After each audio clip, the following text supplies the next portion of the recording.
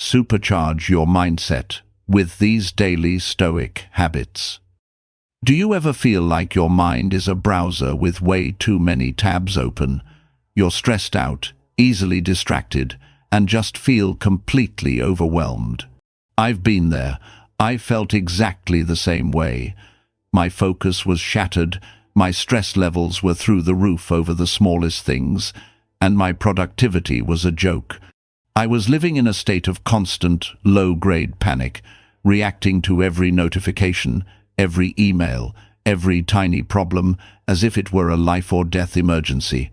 So, I tried an experiment. I decided to unplug from the modern world's chaos and plug into some ancient wisdom. For 7 days, I committed to living like the Stoic philosophers, people like Marcus Aurelius, Seneca, and Epictetus, to see if their 2 zero-year-old habits could actually help a modern, burnt-out mind. In this video, I'm sharing the real, unfiltered results of my 1-week Stoic challenge. I'm going to walk you through the daily habits I tried, the struggles, the breakthroughs, and whether these ancient practices can genuinely change your focus and your life. What happened to my stress levels might actually surprise you. The before state, a mind in chaos. Before we dive into the challenge, let me just paint a clearer picture of where I was at. My typical morning didn't start with intention. It started with reaction. The very first thing I'd reach for was my phone. Before my feet even hit the floor, I was scrolling through a storm of emails, social media notifications, and alarming news headlines. My nervous system was already in fight-or-flight mode before I'd even had a sip of coffee. My workday was a complete mess of multitasking. I'd have 15 tabs open, I'd be trying to juggle 3 different projects at once, and I'd interrupt my own deep work to answer a text message that could have easily waited. I was always busy, but I wasn't productive. I was just moving, constantly in motion, but going absolutely nowhere. And my evenings, instead of winding down, I'd wind myself right back up with more scrolling, more news, and more stimulation. I'd fall into bed with a head full of worries, anxieties about tomorrow, and regrets about today. I felt like a passenger in my own life, just getting tossed around by whatever happened. As the Stoic philosopher Epictetus said, "Men are disturbed not by things, but by the views which they take of things." My view was that everything was urgent, everything was a crisis, and everything was out of my control. That was my starting line, a frazzled, reactive, and deeply unfocused mind. Introducing the Stoic Toolkit. To fight back against this modern chaos, I turned to an ancient toolkit. I picked 4 core Stoic habits to practice for 7 days straight. These weren't just random tips. They were a structured routine designed to build a mental fortress. First up, the morning reflection. Instead of grabbing my phone, I started each day by reading a short passage from a Stoic text, like Marcus Aurelius's Meditations. The goal was to prime my mind with wisdom before the world could hit it with chaos. In his private journal, Marcus would prepare himself for the day ahead, reminding himself he would meet people who were meddling, ungrateful, and arrogant, not to judge them, but to be ready and to maintain his own character. This habit is all about starting the day with perspective. Second, negative visualization. Now, this sounds pretty grim, but it's one of the most powerful Stoic tools. Each morning, I'd spend a few minutes thinking about things that could go wrong during the day. The commute could be awful, a project I'm working on could get torn apart, or I might have to have a difficult conversation. The point isn't to obsess over the negative, but to prepare for it. As Seneca said, we often suffer more in our imagination than we do in reality. By visualizing potential challenges, you strip them of their power to shock you. You build resilience, and, weirdly enough, You end up appreciating it more when things actually go right. Third, the dichotomy of control. This is the absolute cornerstone of Stoicism. Throughout the day, my goal was to constantly ask myself one simple question: is this within my control or outside of it? Epictetus laid it out perfectly. Some things are up to us, and some things are not. Our opinions, our choices, our actions, those are ours. Other people's opinions, external events, our reputation, those are not. My job was to pour all my energy into what I could control and practice acceptance for what I couldn't. And, finally, the evening journal. Before bed, I'd spend 10 minutes journaling and reflecting on the day.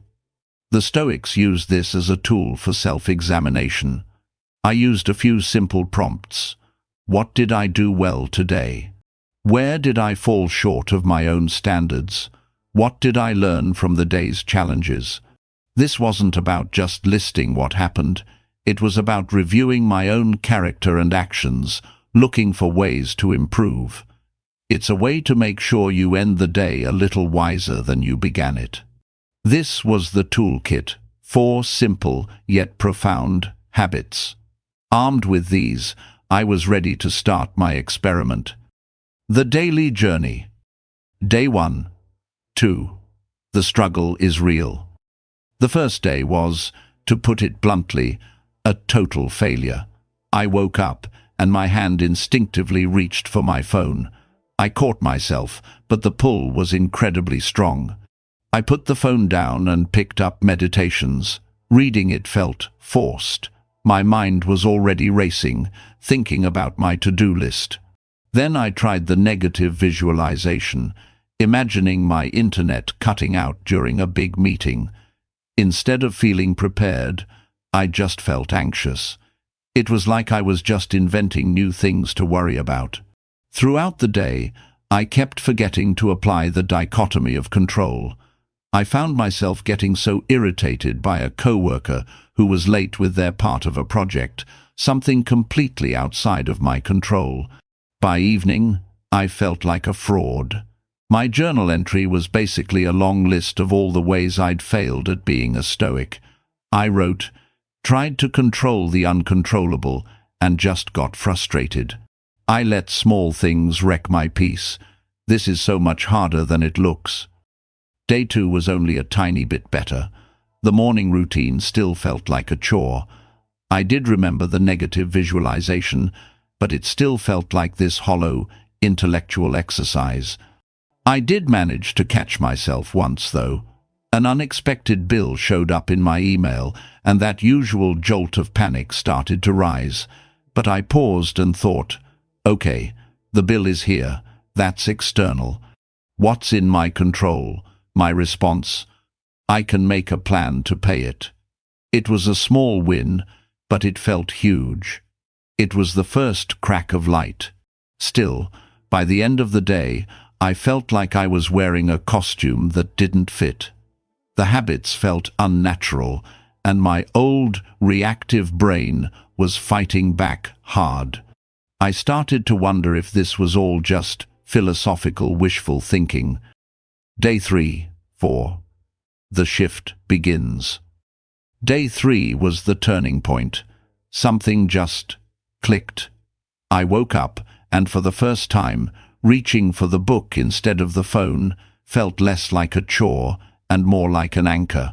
I read a passage from Epictetus. First, say to yourself what you would be, and then do what you have to do.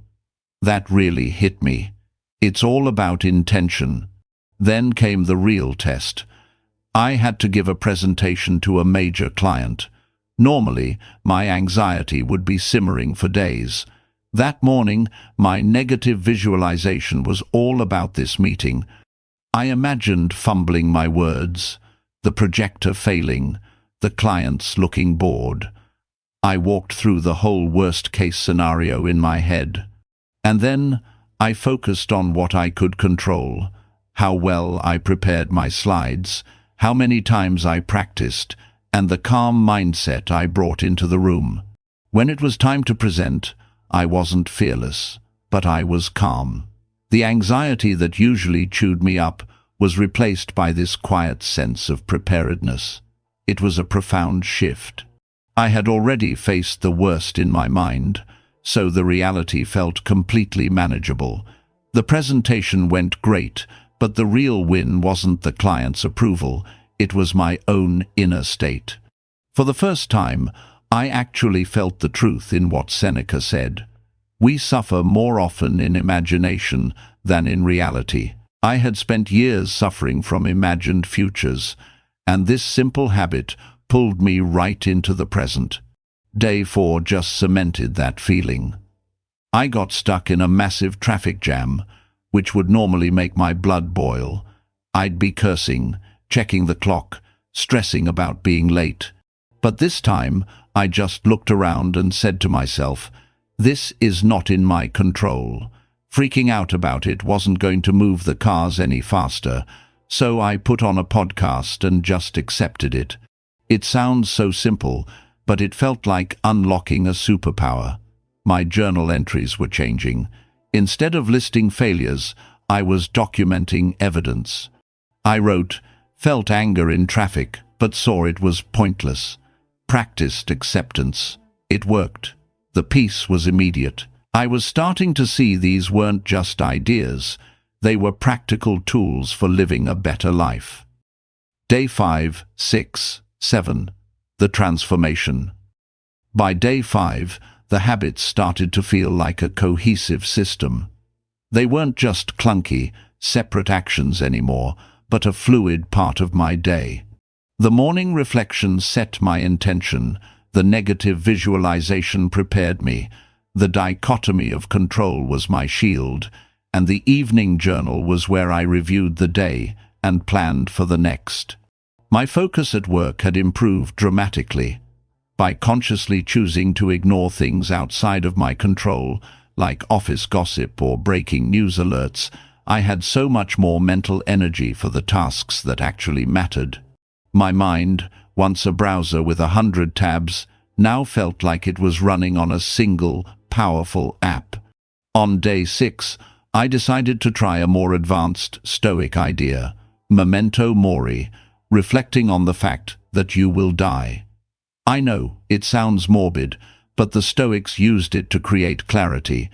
Seneca argued that life isn't short, we just waste a lot of it. I spent my morning reflection thinking about the finite nature of my time, and it wasn't depressing, it was clarifying.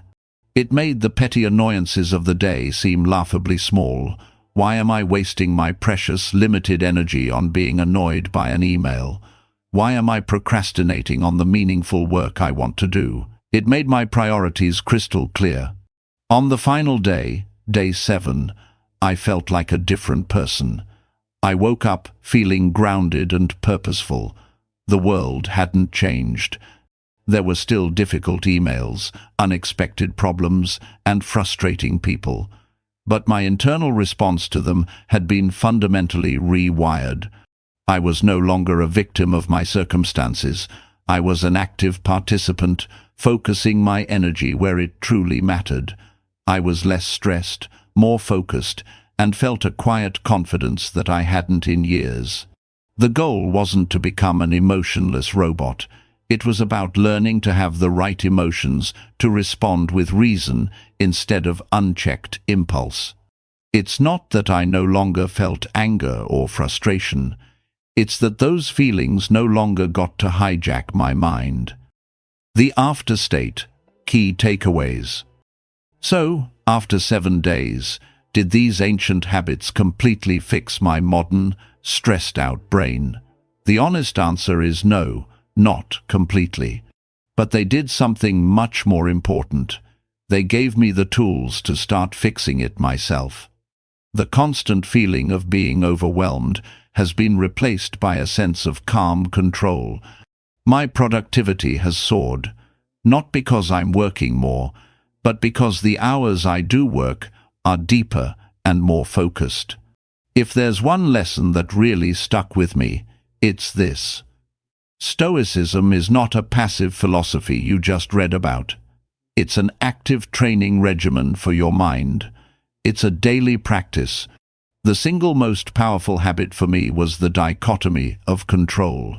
Realizing how much energy I was wasting on things I had absolutely no power over was a game changer. It felt like I'd spent my whole life trying to steer a ship by shouting at the weather, and someone finally handed me the rudder. Negative visualization was a very close second. It's the ultimate anxiety killer. By meeting your fears in a controlled way each morning, you almost vaccinate yourself against the shocks of life. This journey wasn't about reaching some perfect state of Stoic enlightenment. It was about progress. It was about being a little wiser and a little calmer today than I was yesterday. Conclusion. My 1-week experiment is over, but this practice is just beginning. These ancient habits have proven to be an incredible antidote to the chaos of modern life. They don't remove the challenges, but they arm you with the inner strength to face them with grace. You don't have to become a perfect philosopher or give up all your possessions. You just have to start. So here is my challenge to you. Don't feel like you have to do it all at once. Just pick one. Pick the habit that resonated with you the most. Maybe it's starting your day with intention instead of with your phone. Maybe it's asking yourself, is this in my control, for just one afternoon? Or maybe it's spending 5 minutes with a journal before you go to sleep. Try just one of these habits for 1 week. See how it feels. Let me know in the comments below which habit you're going to try first. I'm genuinely curious to hear how it goes for you. Thanks for watching. Now go start your own journey.